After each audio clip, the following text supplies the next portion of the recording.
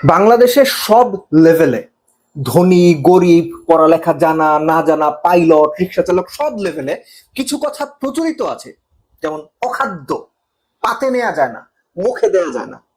অস্ট্রেলিয়ার বিপক্ষে তৃতীয় টি-20-তে বাংলাদেশের ব্যাটিং ওই সব প্রচলিত যে বাগধারাগুলো আছে কিংবা প্রবাদ আছে বা প্রবচনগুলো আছে সেগুলোর সঙ্গে মিলিয়ে নিতে পারবেন। এত বাজে ব্যাটিং যা অখাদ্য, পাতে তোলা যায় না।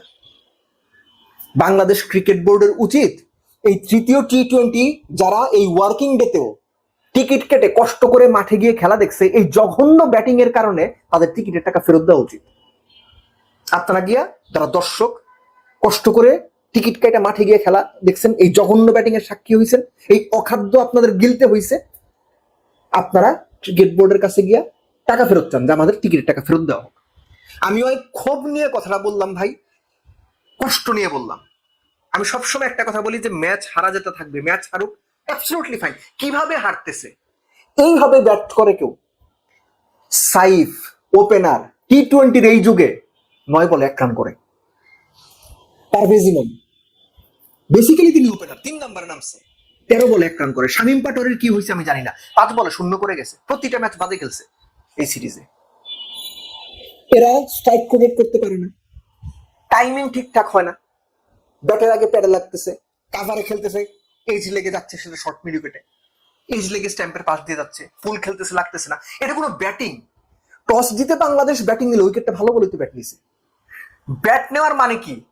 আপনি শুরুতে ভালো একটা স্টার্ট করবেন, এবং এই ভালো স্টার্টের কথা মনে পড়ে গেল, তানজিদ তামিম যদি পাওয়ার প্লেতে ভালো কিছু না করতে পারেন, most of the cases Bangladesh power প্লেতে ভালো করে না। আপনি খেয়াল করে দেখেন, ওয়ান ডে যেমন তেমন, স্পেসিফিক্যালি টি-20-তে আর তানজিদ তামিম যেদিন ভালো করে না, বাংলাদেশ সেদিন পাওয়ার প্লেতে ভালো করে না। এবং এই যে জঘন্য ব্যাটিংটা এই পার্টিকুলার ডেতে হইল, এই জঘন্য ব্যাটিং আমি অনেকদিন দেখি না।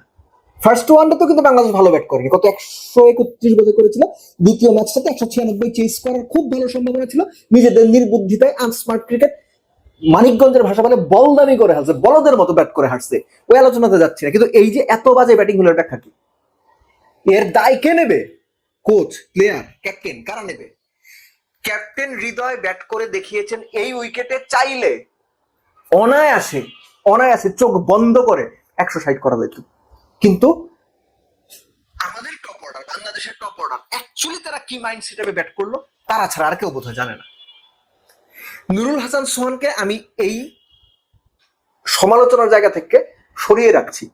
হুট করে এক ম্যাচে এসে আপনি কাউকে নামিয়ে দেবেন, এবং যখন প্রচন্ড মানে ক্রুশাল পিরিয়ড থাকবে, চাপ থাকবে, এবং সে পারফরমেন্স না করতে পারলে তাকে দূর দুই ছাই ছাই করতে হবে, আমি নুরুল হাসান সোহানের ক্ষেত্রে এটা করতে পারছি না। কিন্তু বাদ বাকি যারা, সাইফ প্রতি ম্যাচ খেলেন আপনি, তানজিদ তামিম আপনি প্রতি ম্যাচ খেলেন, পারভেজ ইমন প্রতি ম্যাচ খেলেন আপনি, শামীম পাটোয়ারি টি-20 প্রতিটা ম্যাচ খেলেন, আপনারা খারাপ করবেন কেন? আপনাদের সমালোচনা হওয়া উচিত, আপনাদের সমালোচনা হওয়া যৌক্তিক। এমনকি উইকেটটা যে ব্যাট করার জন্য ভালো, 5 ওভারে 50 করে বিনা উইকেট অস্ট্রেলিয়া প্রমাণ করে দিছে। This is ridiculous batting, stupid batting. এটা ব্যাটিং না, ব্যাটিং নামের তামাশা। এটা ব্যাটিং নামে দর্শকদের সঙ্গে এক ধরনের সার্কাস দেখানো, ব্যাটিং নামের সার্কাস। এবং বাংলাদেশ যারা টি-20-তে রিসেন্ট পাস্টে বেশ ভালো পারফর্ম করেছে, সেই দল কেন মন করবে? আমি বুঝতাম বাংলাদেশ 10 ম্যাচের 8টা দিয়ে খারাপ খেলে ঠিক ছিল, কিন্তু বাংলাদেশ রিসেন্ট পাস্টে ব্যাটিং ইউনিট ওয়াইজও, বোলিং তো ডেফিনেটলি, ব্যাটিং ইউনিট ওয়াইজও টি-20-তে মোটামুটি ভালোই করেছে। সেই দল এত বাজে ব্যাট কেন করবে? আমার আরো প্রশ্নের জায়গাটা হচ্ছে, টপ অর্ডার ব্যাটসম্যানরা কি কারণে মানে তাদের ব্যাটে ঠিকঠাক বল লাগাইতে পারবে না? 9 বলে 1, 13 বলে 1, এগুলা জাস্ট নেওয়া যায় না, জাস্ট অখাদ্য, জাস্ট অখাদ্য, এগুলো নেওয়া যায় না। এখন এগুলোর সলিউশন কি? তাই সলিউশন দেওয়ার লোক তো আমি না। সলিউশন দেবে কোচ আশরাফুল, সলিউশন দেবে টিম ম্যানেজমেন্ট, সলিউশন দেবে বিদেশি কোচ যারা আছে তারা, এবং ব্যাটসম্যানরা নিজেরা। কিন্তু সলিউশন কি দিবে তারা, সেটা তাদের ব্যাপার, আমরা সেটা জানি না। আমরা সাধারণ জায়গা থেকে যেটা দেখি, বাংলাদেশ জঘন্য ব্যাট করেছে। যে ব্যাট আপনি যত বেশি সমালোচনা করবেন সেটাই আপনার কম মনে হবে। এই কারণে প্রচন্ড ক্ষোভ থেকে আমি বলছিলাম, দর্শকদের উচিত যারা মাঠে গিয়ে টিকিট কেটে খেলা দেখেছে, বিসিবির কাছে টাকা ফেরত চাওয়া, যে এত বাজে ব্যাটিং এর কারণে আমরা আমাদের টাকা ফেরত চাই। আর যে সময় যেটা নষ্ট হয়েছে সেটা তো হয়েছেই। ঠিক এরকম ব্যাটিং আপনারা করেন, লজ্জা লাগে না আপনাদের?